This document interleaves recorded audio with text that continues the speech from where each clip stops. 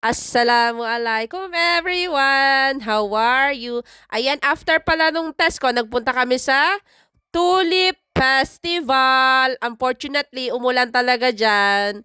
Kaya saglit lang kami dyan nagpunta. O, ang ganda, di ba? At ibang-ibang kulay yan. Ang originally pala niyan is na originally ng Tulip Festival ay sa Holland. Ngayon ay Netherlands na. O, ayan, di ba? Ang ganda, oh. Tingnan nyo. Sobrang ganda talaga. O, may iba't ibang kulay yan. Ang haba niyan. Sa kabila-kabila pa. O, doon naman tayo sa kabila. Ayun. O, di ba? Ang ganda.